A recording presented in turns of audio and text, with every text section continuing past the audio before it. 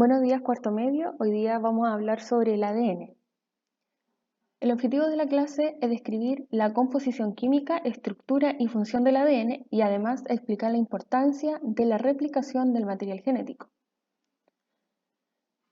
Antes de comenzar, ¿dónde se encuentra este material genético?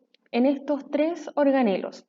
El núcleo, que está presente en la célula eucarionte, en las mitocondrias, que recuerden que ellas son las encargadas de producir energía en forma de ATP, y también en la célula vegetal están los cloroplastos, ya que son los responsables del proceso de la fotosíntesis.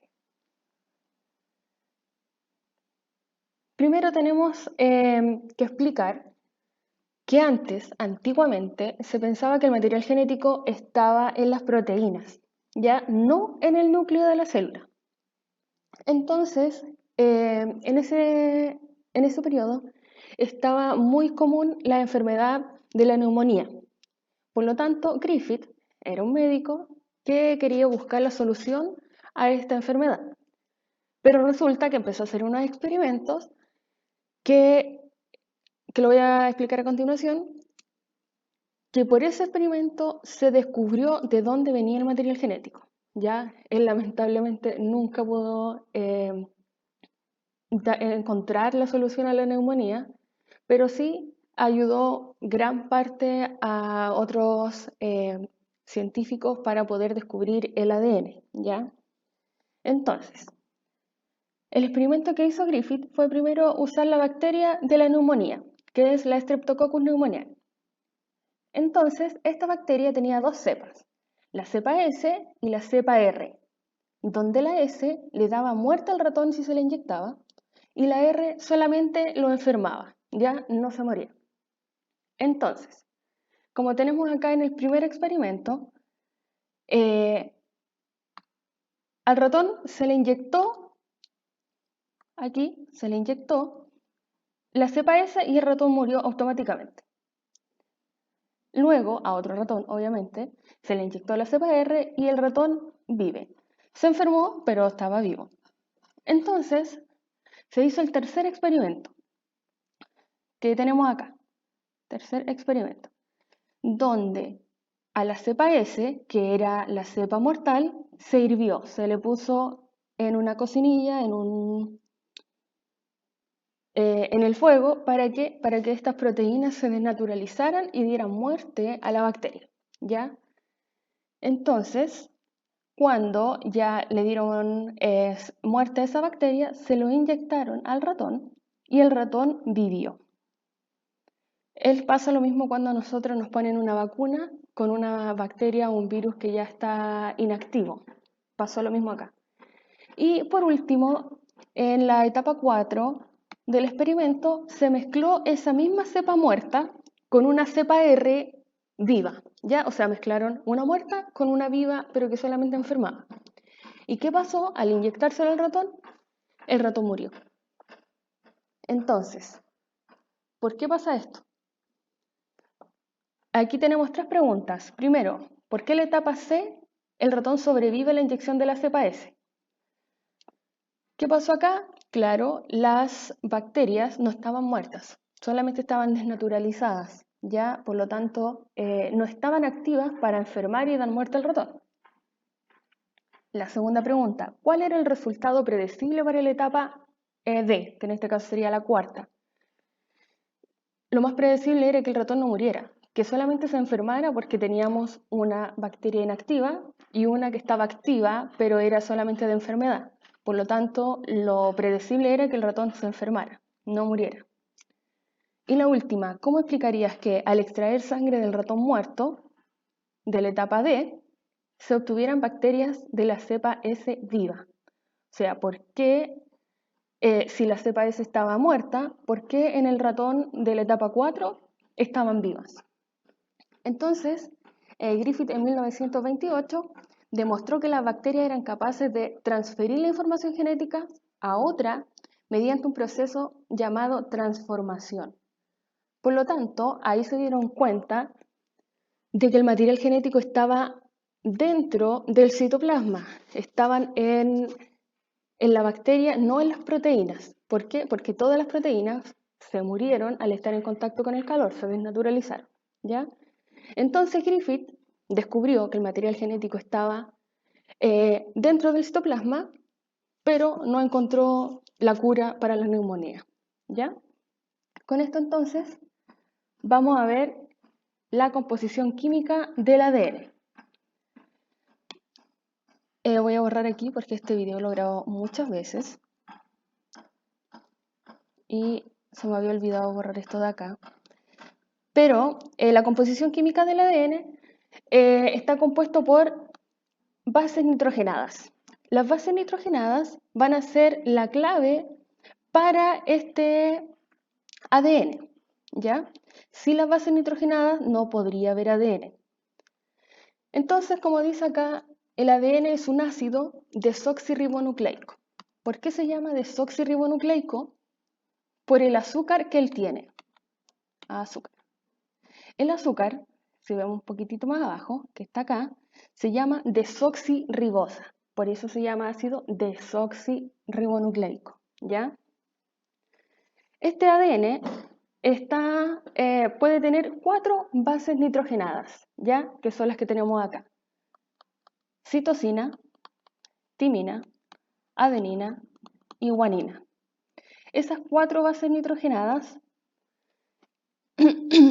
se dividen en 2 grupos, en las pirimidinas y en las purinas.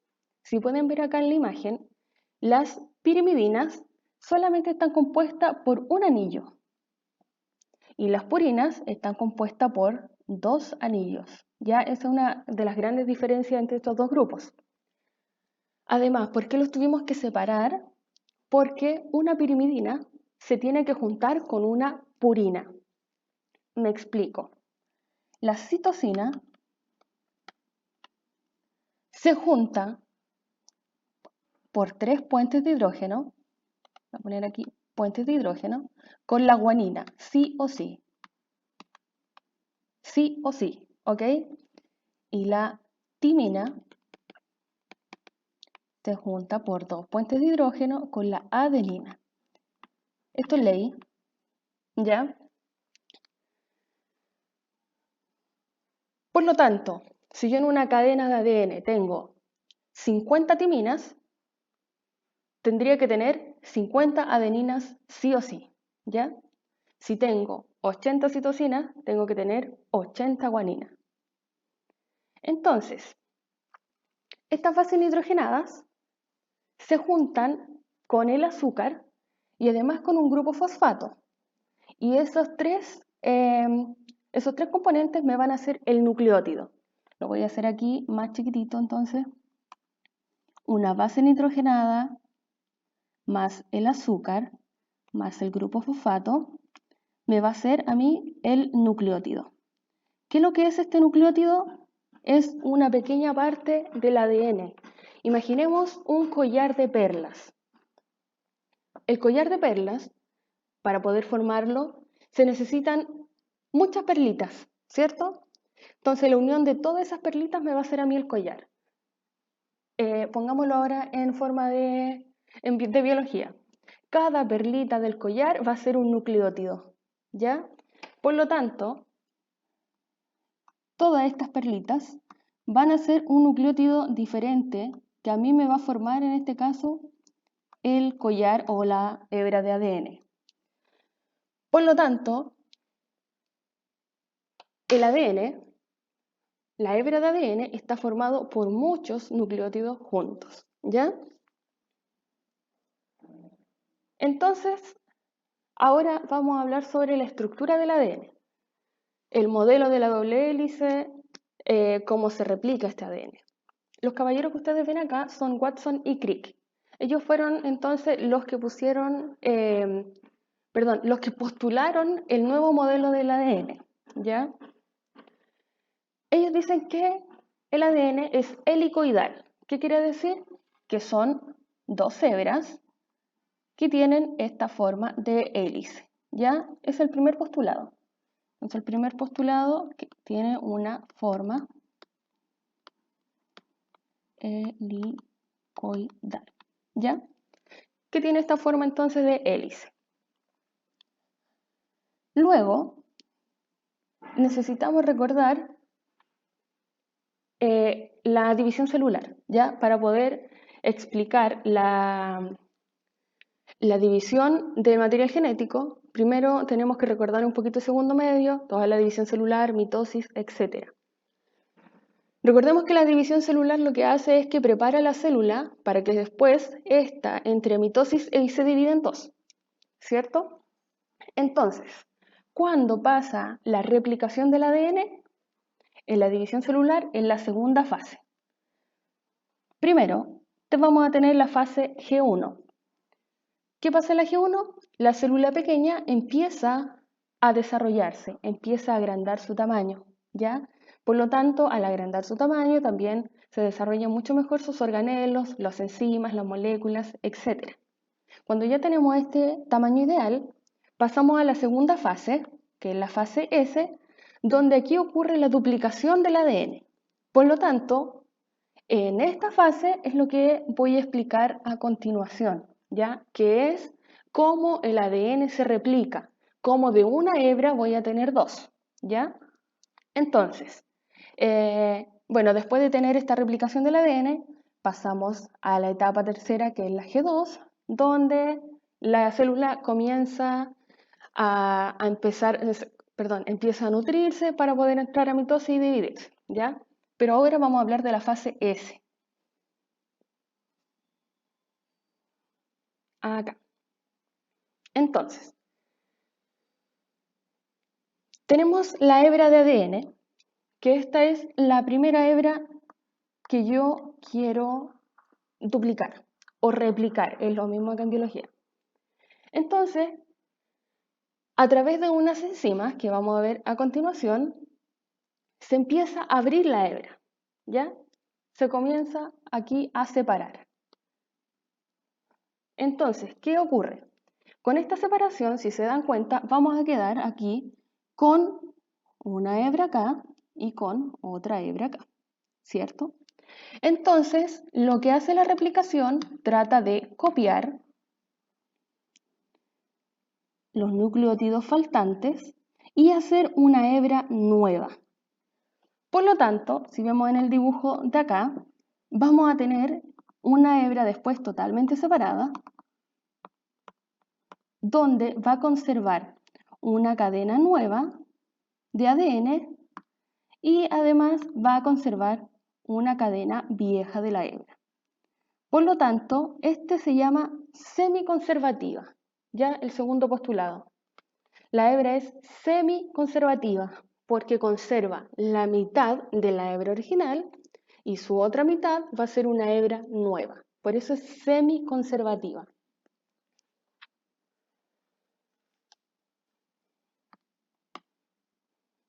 Pasamos entonces a la replicación. Disculpen, chiquillos, que está todo borrado, escrito acá, pero he grabado este video tantas veces que no se me graba la voz, que se me olvidó borrarlo antes de grabarlo de nuevo. Y espero que ahora esté quedando bien. Entonces, ¿cómo se replica el ADN? Bueno, aquí todo lo que vemos, la topoisomerasa, polimerasa, licasa, todo lo que terminan en asa son enzimas, ¿ya? Lo que hacen las enzimas es acelerar el metabolismo. Entonces,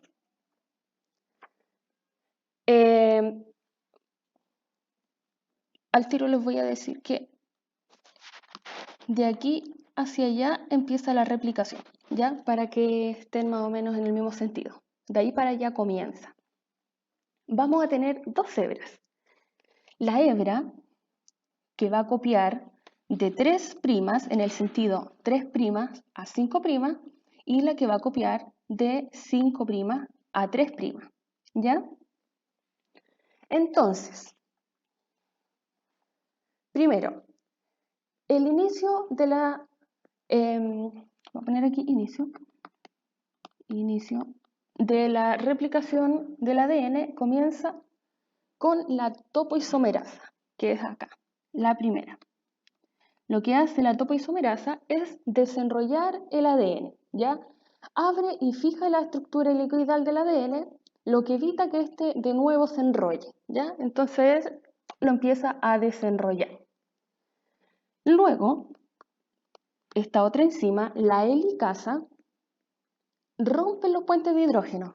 Recordemos que la adenina con la timina son por 2 puentes de hidrógeno y la citosina con la guanina con 3 puentes de hidrógeno, ¿ya?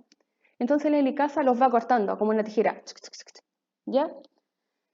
Y entonces lo que produce esta separación de las hebras forman la horquilla de replicación, que es esta cosita de acá. Esta es una horquilla de replicación, lo que quiere decir que ahí van a comenzar a añadir la nueva hebra. Entonces, una vez que esta horquilla de replicación está lista, se unen estas proteínas que se llaman, proteínas SSB, lo que ayudan es a mantener abiertas las hebras, que no se vuelvan a enrollar, ¿ya? Ellas las sujetan hacia los costados para que no se junten. Luego comenzamos por esta cadena, que en esta fase ya se llama aquí se llama elongación. Elongación. Entonces aquí comienza a trabajar el ADN polimerasa, ¿ya? Esta debe estar presente junto con un primer o un cebador, que es lo que tenemos aquí, lo cual determina el punto donde la enzima comienza a añadir nucleótidos, ¿ya? Entonces, este cebador tiene que dar el permiso para que se empiece a copiar la hebra, ¿ya? Imaginemos que la hebra, la azul es la hebra antigua, me quedó así, y aquí yo tengo una timina, una adenina, una citosina, una guanina, etc. El ADN tiene que formar la hebra nueva, entonces los nucleótidos que tiene que añadir, aquí va a ser una adenina, aquí va a ser una timina, aquí va a ser una guanina, aquí una citosina, etc.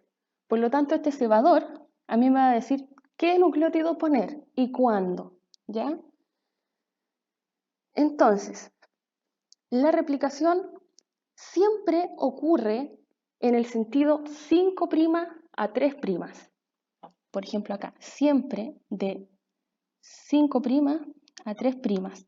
Pero resulta que esta cadena de acá está al revés. Empieza de 3' a 5'. Entonces, las hebras son discontinuas.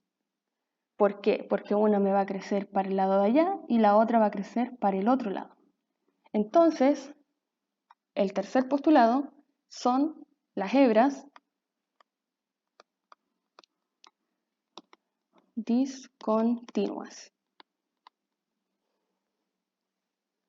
Entonces, esta hebra que tengo de 3' a 5' tiene que replicarse por trozos, ¿ya? No se puede, porque como va para el otro lado, tiene que ir de poquitito. Y a estos fragmentos que van de poquitito se les llaman fragmentos de Okazaki, ¿ya? La hebra que se sintetiza de 5' a 3', que es la que tengo acá, se va a llamar hebra continua, porque como va en el mismo sentido normal, es súper fácil de replicar. Pasa la ADN polimerasa replicando sin parar, súper rápido, ¡chum!, replicó todo. Pero la otra, que va para el otro lado, en el otro sentido, se le va a llamar la cadena discontinua o cadena retardada. ¿Por qué? Porque tiene, como va para el otro lado, tiene que ir de poquitito para no equivocarse, copiando.